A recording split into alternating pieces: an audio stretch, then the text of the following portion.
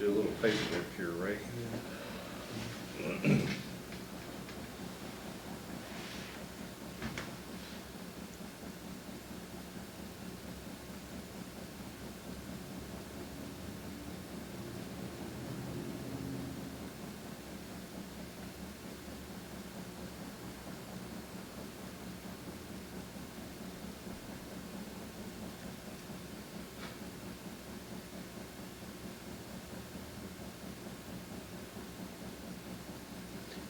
What is today's date? That is, 8? this is the, yeah.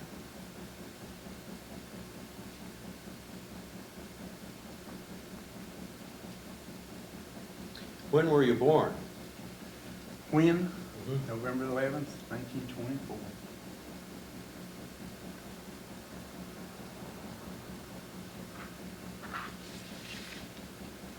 I'm going to ask you a few questions, Ray, about military and that sort of thing. I notice you have some maps there. These are maps of where Normandy? our unit traveled, and they were made by a person who was in the unit. He I was see. there, you know, I see. and he's the one that drew the maps. Okay. Okay, we'll get to those too. There's 5 of them, one for each campaign. Well, state your name. Raymond Mullen, And your date of birth you just told me was November... November 11th, 1924. Okay. That'll make you 74. What's your address, Ray? Post Office Box 285, South Webster. You have a street address there? 134 Tripp Street. Tripp Street. Yes. And I assume you're retired now? Yes. Okay, what was your occupation? I was, I say teacher.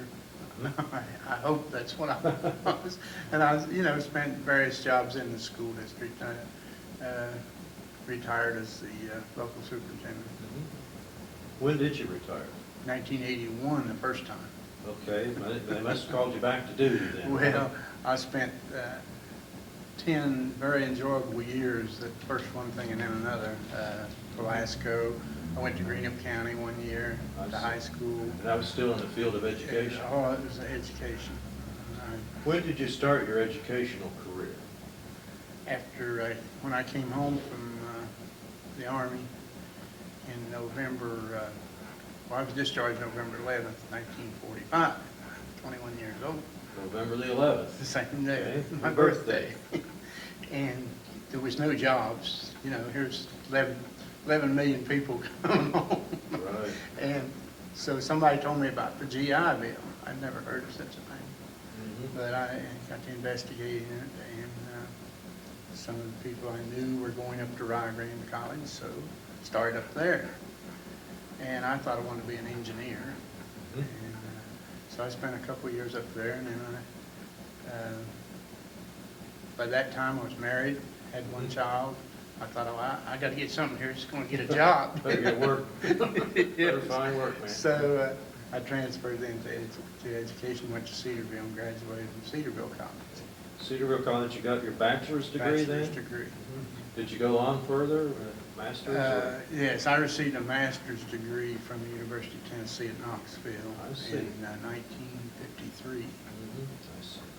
Now, your marital status now is widowed? Widowed, yes. How many children do you have? 3. Okay.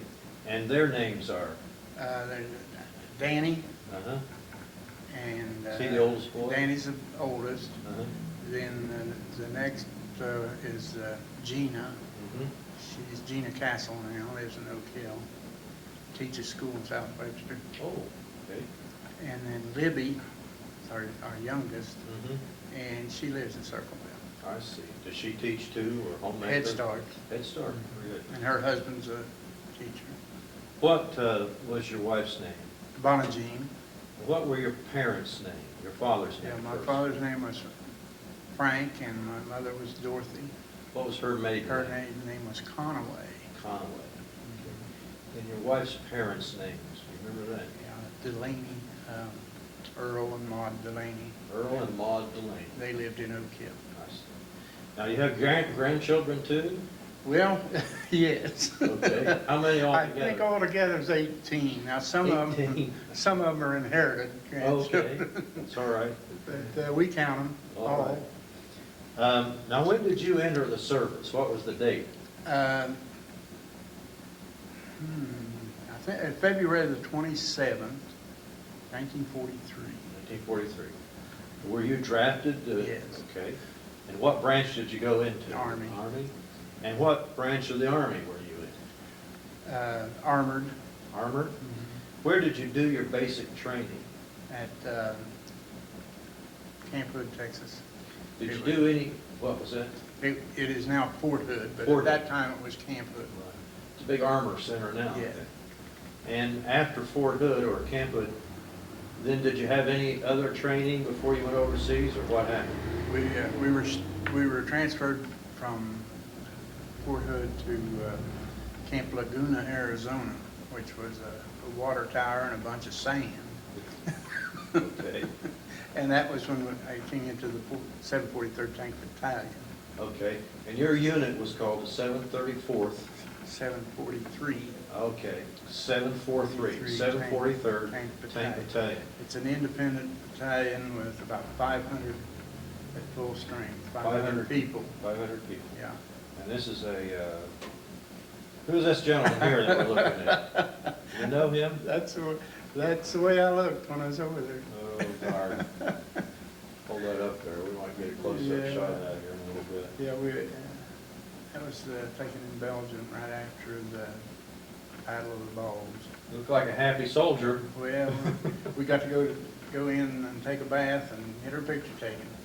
That probably made you pretty happy. A few to do days that. break.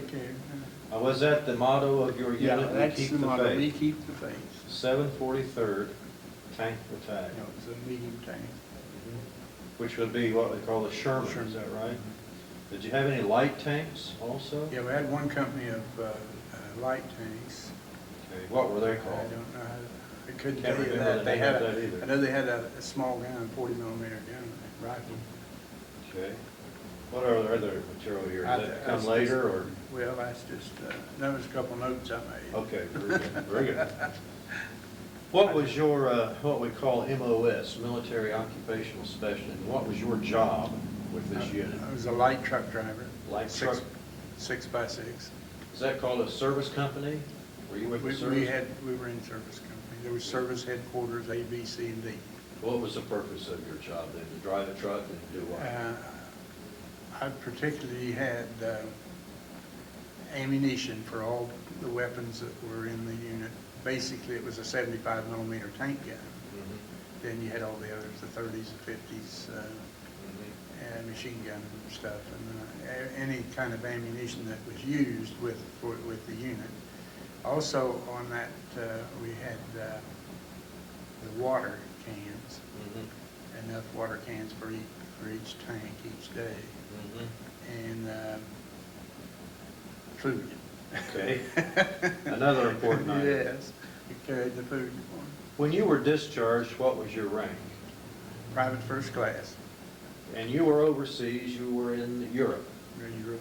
What countries overseas were you? I assume you were first in England and then what? We landed in Scotland, and I see. then we went on down to England, and that's where we got more of this amphibious training Okay. in England. Now, you were on D-Day, were you not? Whereas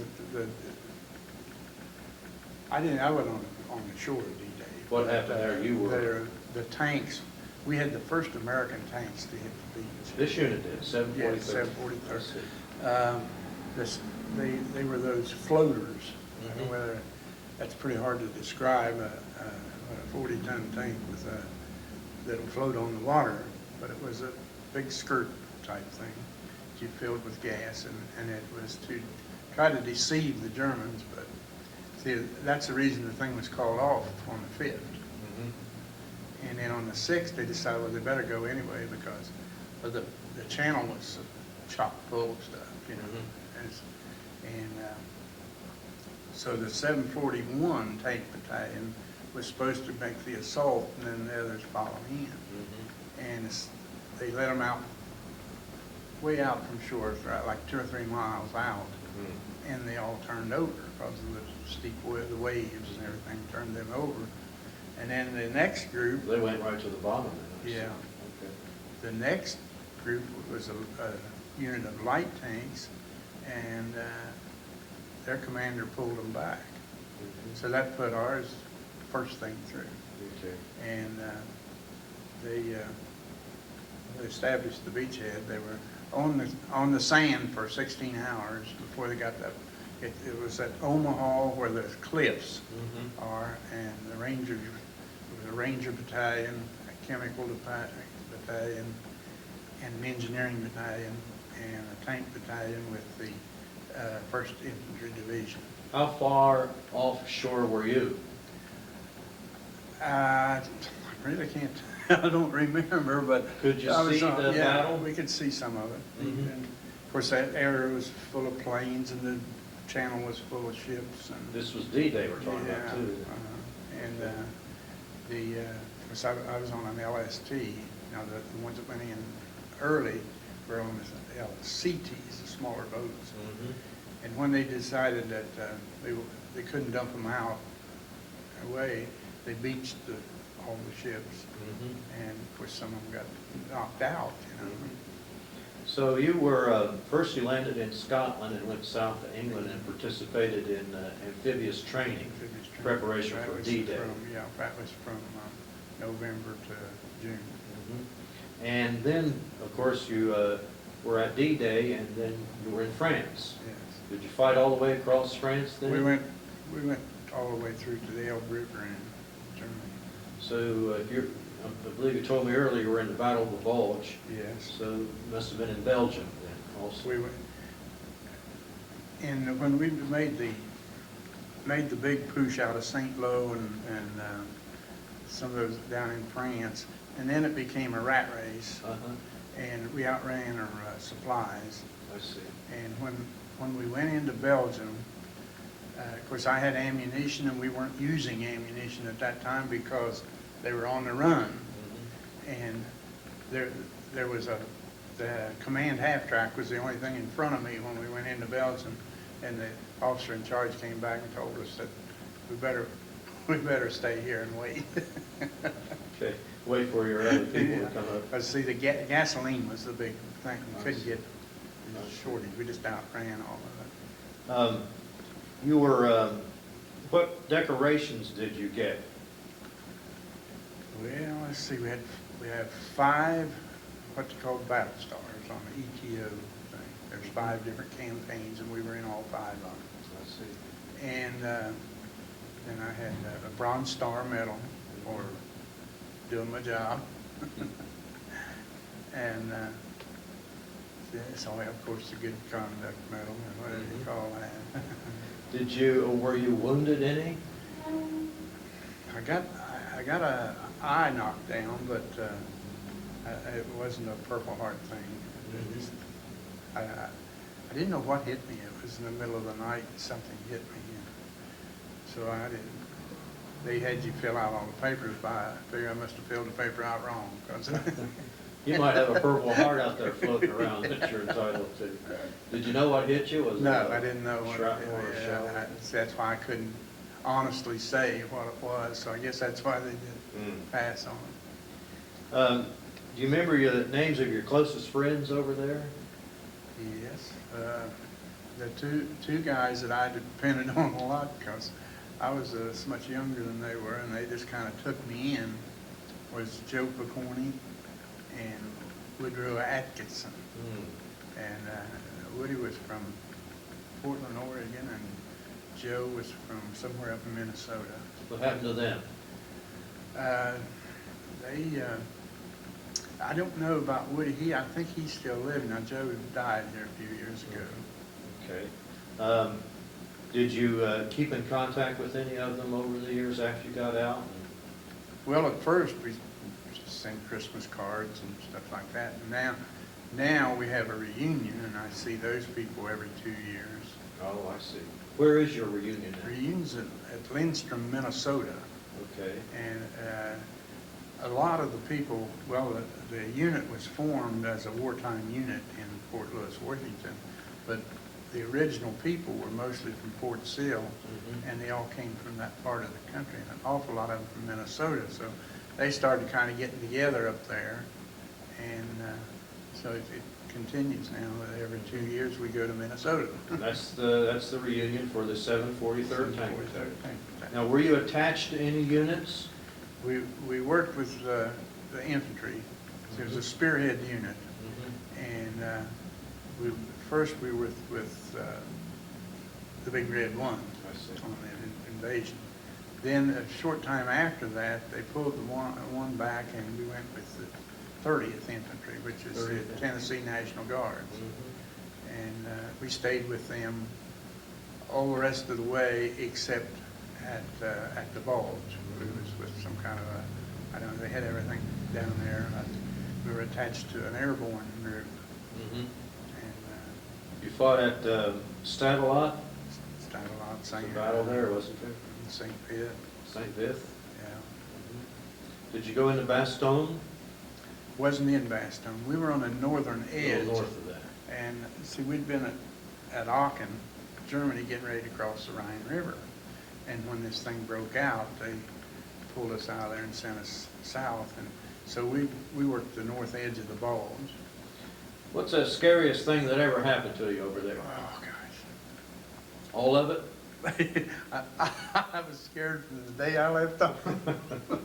But maybe, let's see. One night, I don't know what in the world, we were in a terrible situation. We were supposed to be delivering ammunition, and we couldn't get to our tanks because everything was so crowded and crammed. That's shortly after we got into France.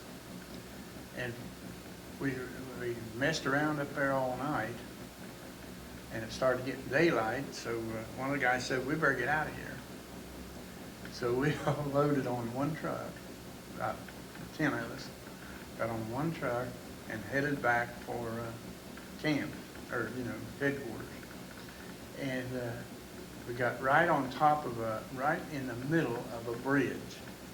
And the Germans were bombing it and throwing artillery shells in there and everything else. And I said, okay, this is it. This is when you go. But somewhere or another we got off of there without getting, but the things were dropping all around. That was pretty scary. Did you ever have to shoot anyone? Never.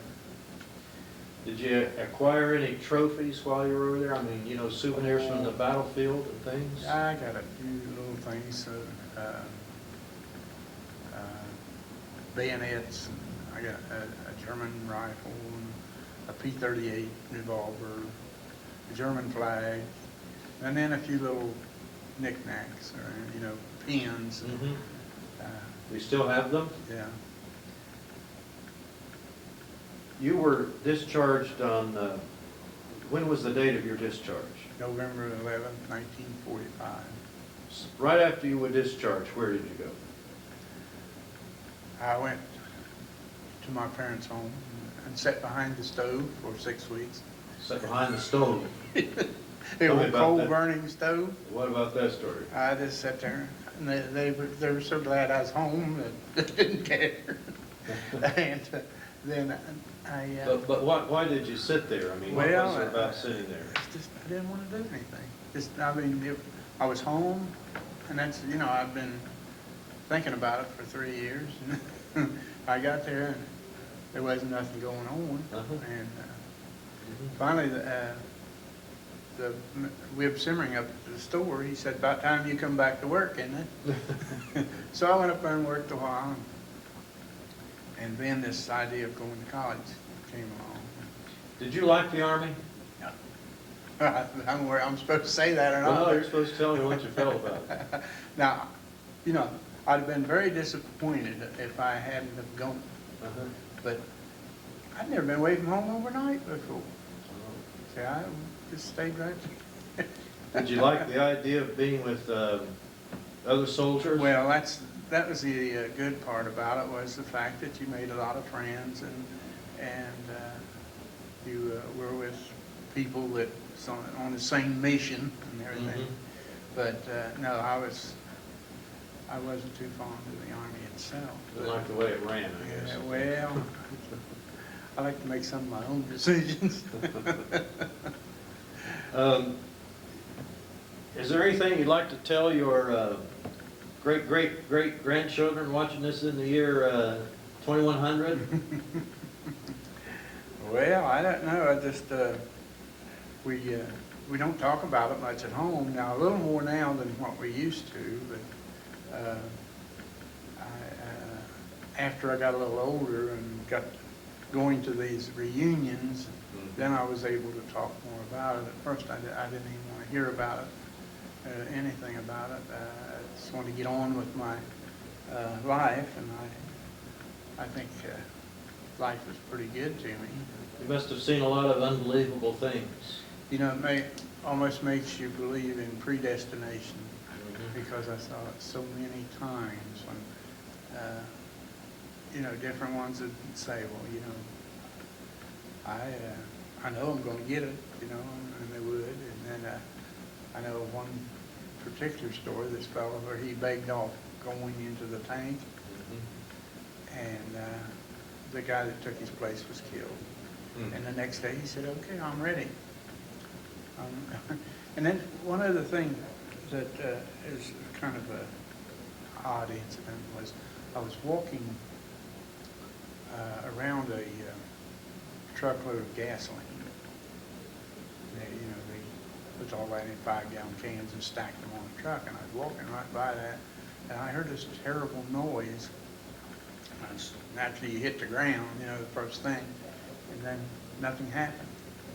So I kind of got up, and here a large shell had hit that gas can. A German sticking shell? there. A German shell was sticking in one of those gas cans about that big around. Incredible. So they called in the bomb squad, and they took it apart, and instead of an explosive in that projectile, there was sawdust. Somebody had sabotaged that cell at the plant. Yeah. See, they had all these Frenchmen working in their plants and Somebody everything. Somebody stuffed it full. So, I mean, I wasn't 5 feet away from it. If that thing had blew up there, we couldn't have even found the pieces. Somebody somewhere saved your life. Amazing. Well, you got some maps there? Yes. Let's see. This shows where the 743rd. See, my story. Let me get this off the. Maybe I can pull this off. Pretty well. See what we can do here. Get a little closer. I don't know how you can see them. That's Make a mess here. You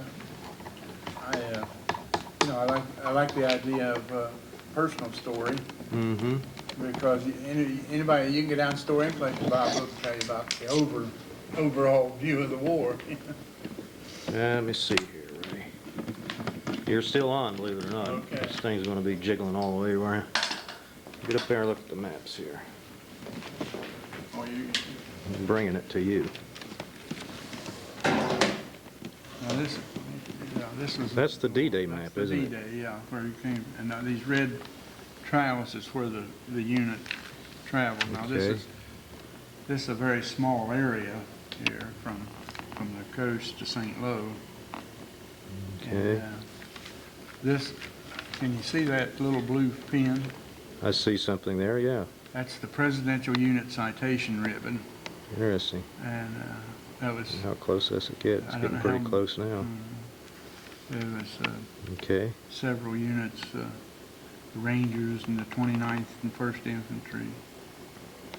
And That unit was, your unit was right in the thick of it there, weren't they? yes. And then here's where 9 people in 743rd Tank Battalion received the Distinguished Service Crosses that day. I see.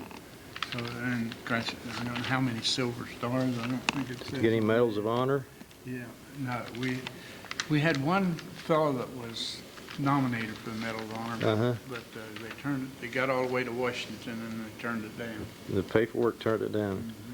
Okay, what are the other maps you have there? Okay, That's now the we got D-Day map. D-Day. And then this one is the Northern France. That's the run for the roses. Yeah, okay. All the way into Tournai, Belgium. And, Okay. It's about all the bulge on that one? No, it's the next one. This, here, here's the patch. It says, Let's see. That's your Prisoners of- unit patch, huh? yeah. Prisoners of war Gotta get told back there. interrogators that the 743rd Panzer Division was a greatly feared unit. They had Ah. orders to take no prisoners of the wearers of this patch. Oh, gee. They thought it was a division. It really was only a battalion. Hmm. Here we are. There's There's Belgium. Belgium. And see, we went on, continued Belgium, on with that rat Holland, race. Germany. That was kind of interesting because people, as soon as the people realized that you were Americans, they all came out on the street. Okay. Which What was that like when you went through a town and, Oh, they was all out there cheering and yelling, and they brought out homemade bread and wine and stuff. Just Really? anything they could find to give you, you know. I see. Okay. Yeah. Did you ever go to Paris? No, I saw the Eiffel Tower through the clouds. Okay. How'd the Germans treat you when you got into Germany? Oh, they were nice. They were at least polite, huh? Nick's Nazi. That was the first thing they wanted to Oh, tell yeah. you. Oh. I'm not a Nazi. Oh, yeah, I bet. Okay. And then, see, that's when it broke through at St. Louis. Now, St. Louis was the big bombing raid. You're right. 3,000, 3,000 planes in the air at one time. Probably a Falsey Gap, I think, is what Yeah. part of, yeah. And, that's where they, I Okay. was sitting up there waiting. Now, here's when we went from Aachen Down to the bulge. Malmedy, yeah. Did you get to Malmedy? We went into Malmedy the morning after all those people were shot. After the Americans were massacred there? And Had they removed the bodies yet? They were loading the bodies into trucks I when see. we got there. It was daylight. We traveled all night. That was a horrible sight. Yeah. And then we stayed right around there. See, now, just going to see where Okay. that is. We went into St. Vith. Some of them. Okay. What's your next map you got there? Next one Is that after the, Going into your Germany. Now, this was another shaky place, and we first went into Germany. Let's Mhm. see, someplace here, the Mhm. Siegfried Line. oh, yes. And we had to cross this little river, Warm River, Mm-hmm. and we were supposed to take our supplies over there to where the tanks were on the opposite side of the river is what we were. Mm-hmm. And the town, two little towns were pretty close together, Mhm. maybe a mile, 2 mile apart. And the infantry was coming back. Mm-hmm. And some of the guys were warned us, said, you can't go over there. I said, you can't get through there. Mm-hmm. Well, for some strange reason, we decided we'd gonna go again. There was three of us, 2 Mhm. trucks, 2 gas and 1 ammunition. So we went and going across this, it's kind of in a valley. We were on one side of the river valley, and the Siegfried Line was on the other side. Mhm. That's where they had these big bunkers back in the hills Mm-hmm. with large guns. And you could see the gun blast, and you could see it hit the ground. Mm-hmm.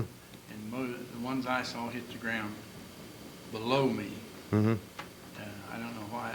You would have thought they'd had them sighted in on the road, but Mhm. evidently they did. They hit the ground, and we got to the other town, and then we Mm-hmm. crossed the river. Okay. And then we went on through Germany. Well, the name of that map is Deutschland kaputt. The death of- Germany is done with. The death of fascism. And we went on to Magdeburg. That was in Germany, wasn't it? Yeah, the Elbe River. That's where we met the Russians. Okay. You met the Russians there? Yes, this is where That would have been an interesting. Were they? Did you get along? I mean, were they when you met the Russians? What was that like? Actually, they fired at each other. You shot at each other. Okay. We're supposed to be allies, you know that? Okay. On here it shows the awards that were given to the people Mm-hmm. in the unit. I mean, Okay. Where do you have that? See right here. Down there in the corner, okay. 13 DSC. Okay, Focus in on that. 97 Silver Star, 286 Bronze Star, which you were one. yeah. 333 Purple Heart. Should've been one more, right? Mhm. Yours. British Military Medal, 2. And that's a French thing. There's 3 of those. All right, And then the Normandy, the 5 Battle Stars, okay, the Presidential Citation, and then the D-Day Arrowhead. interesting. And then Very the good. service company also received a company award. Get that picture of you there. Oh. Open that up. You know what I do with it. Hold that up there. And that guy's name is Ray Mullen, isn't it? Yes, How old are you there, Ray? 19. That was taken in Belgium after the Battle of the Bulge. And you're happy because you got a bath. It was 35 degrees on the street, but we still got a bath. Okay. Well, I'm going to shut it off now unless you got anything you want to say or add, or Well, I don't know. you got some notes there you want to? Might say that, you know, I went to the Army, and it was the thing to do at that time, and it wasn't, well, what I always said, it's $1 million experience, I wouldn't give 10 cents to do it again. All right. I guess And that's, I was telling kids at school when I did talk to them that war was kind of a dumb thing for us to do. We had exhausted all other possibilities, and then we had to resort to war. And probably the most disappointing thing was that when the war was over, we thought that was it. There will be no more wars. And so that was kind of disappointing when Korea and Vietnam and all that came about. I bet. Okay. Thanks very much, Ray. Appreciate your time. Appreciate what you did.